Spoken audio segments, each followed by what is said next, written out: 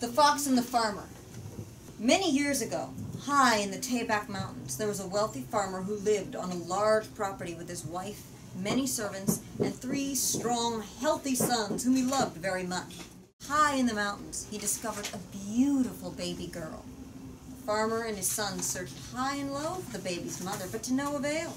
He returned to the farm and announced that he would raise and love the baby as his own daughter. But on the night after the daughter's 5th birthday, a wild animal killed one of the farmer's servants. The next night, another servant was killed by an animal. And the night after that. And the night after that. Finally, the farmer's eldest son vowed to hide and keep watch all night.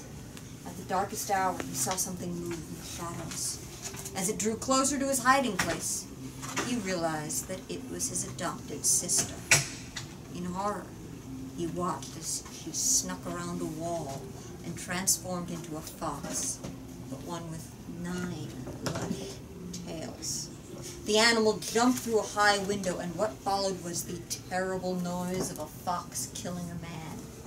When the son explained what he saw, his father grew enraged. The next eldest son kept watch. When he, like his elder brother, sounded the alarm and tried to capture the fox, she was nowhere to be found. Again, the father was furious. "Another dishonest, scheming son!" he cried.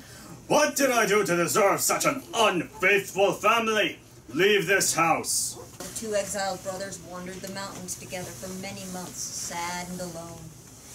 Until one day, they met a venerable Taoist monk begging for alms.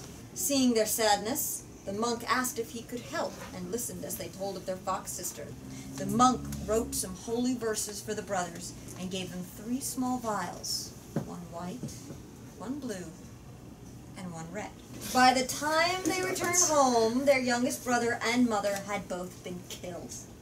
Only their father remained. As they cried together, the sun set, and the fox walked into the room, looking at the 3 of them hungrily. "Stop now and leave our ruined family in peace." "Brothers, how good of you to return," she said. "But I have no interest in peace. I have already eaten the hearts of 97 people from this farm, and with 3 more, I will be made a queen of heaven and rule all these wretched lands. 3 more, and I shall have power over life and death, on earth and in the sky, from the furthest realms and across creation. How lucky for me that there are 3 of you." As the fox crept forward, the eldest son read the incantation the monk had provided. She heard the magic words and fell writhing to the floor. Howling, she covered her ears. Then the younger brother released a drop from the white vial, and instantly a vast, thorny hedge sprang from the floor and trapped her. The elder son took out the last blue vial and let a drop fall. Instantly, a huge lake opened under the fox, and swallowing her up in deep, cold water. Free from the fox spirit, the sons and the father traveled far from their home and the sad memories it held. All 3 turned away from worldly things to study the scriptures and warn the world of the fox's evil.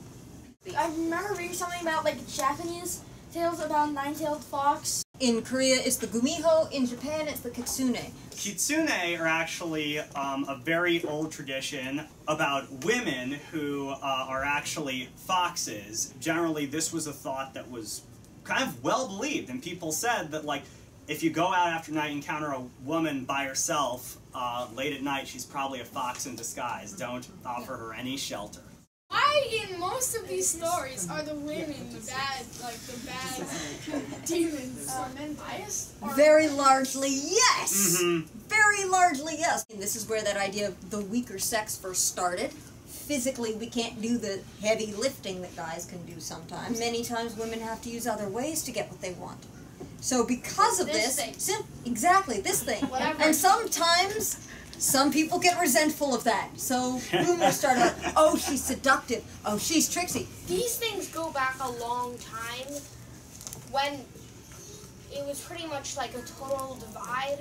Like men were 10 times more important in their society. And that means that probably the men were creating these stories. Of course. So that would probably mean that they they are more likely to create villains that appeal to them. Yeah, because what's so frightening?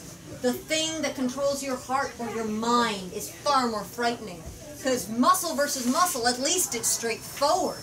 But but something that you can't see, you can't predict, you can't patent.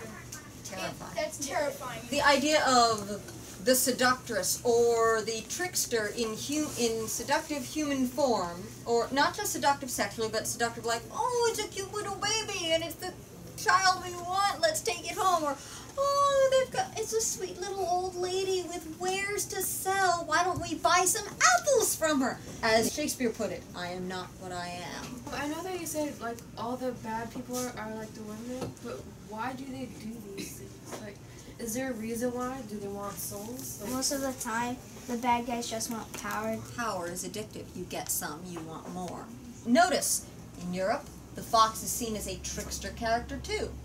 In Korea and Japan, the fox is seen as a trickster character. The difference is, in, say, Aesop's fables, even though the fox is a bad guy, we still, for some reason, are expected to side with him because, oh, look how clever he is. Whereas here, it's very clear, no. Fox is bad news. Steer clear, he is a bad guy, or she is a bad guy. I really think this book is pretty interesting because at the end of, you said at the end of each chapter there's going to be a folklore, and I think that's really interesting because we'll get to see like a bit of the culture there, and we can relate to this from the stories that we've heard in our different cultures.